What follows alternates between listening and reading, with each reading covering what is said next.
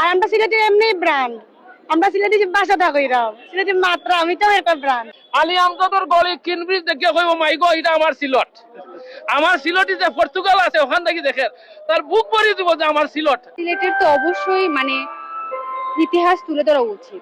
আমরা সিলেটি, আমরা মাথি, আমরা কথা বলি না।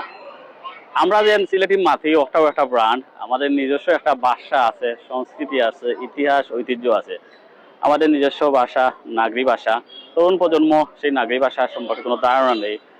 আজকে মূলত হাসন রাজার লোকসঙ্গীত সাহিত্য এবং সিলেটি লোক উৎসব 2026 অনুষ্ঠিত হন। আমাদের সিলেটের ঐতিহ্যবাহী যে স্থাপনা আছে সেই স্থাপনার পার্শ্ববর্তী আমরা জানেন কিনব্রিজ আছে, আলী আমজাদ গড়ি আছে, সেই সব স্থাপনার সামনে আসলে করা হবে। এর কারণটা হইল কি, আমরা সিলেটের ইতিহাস বাঁচাইতে হইব, সিলেটের ইতিহাস ঐতিহ্য রক্ষা করতে হইব। আমরা দুদিন কই সিলেটের ইতিহাস স্থাপনার মধ্যে নতুন হইল আমরা কিনব্রিজ, কয়েক শত বছরের আসলে ঐতিহ্যবাহী কিনব্রিজ, কিন্তু এই কিনব্রিজের নিচে রাইতে দিনে চলে অবাধে দেহ ব্যবসা, এখানে চলে আসলে মাদক সেবন।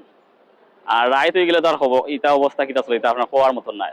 এখানে টাকার একটা স্ট্যান্ড হয়ে গেছে। মূলত সিলেটবাসীর দাবি হইল কি, সিলেটের যে যে সুন্দরতম স্থান ঐতিহ্য স্থান যাতে করে ইয়া ক্লিন রাখা হয়, বাইরের ডিস্ট্রিক্ট থেকে মানুষ আইব, আইয়া যাতে দেখে না সিলেটের মানুষ সুন্দর, সিলেটের মানুষ সভ্য, ও জিনিসটা হইতো। এর বাইরে আমরা কিছু চাই না। সিলেটি ভাষা আমার অনেক প্রিয়, কিছু আর সবই মারতাম পারলাম না।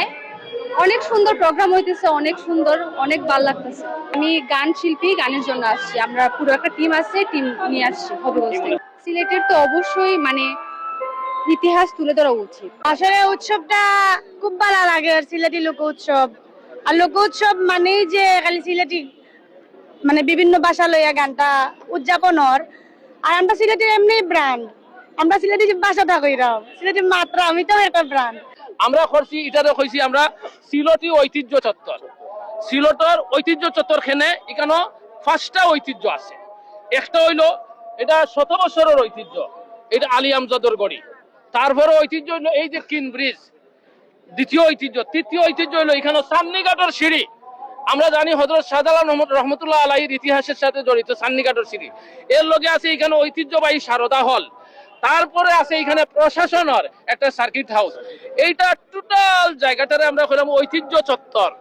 এই ঐতিহ্য চত্বরও যখন কেউ আইয়া কোনো একটা অনুষ্ঠান করব, সারা পৃথিবীর মানুষ ডিজিটাল যুগের কারণে সারা পৃথিবীর মানুষ দেখো আলী আমজাদের গলি কিনব্রিজ দেখে কইব মাই গো এটা আমার সিলট, আমার সিলটি যে পর্তুগাল আছে ওখান থেকে দেখে তার বুক ভরিয়ে দিব যে আমার সিলট, আমার আলী আমজাদের গড়ি, আমার কিনব্রিজ, আমার সান্নিঘাট, আমার সারদা হল।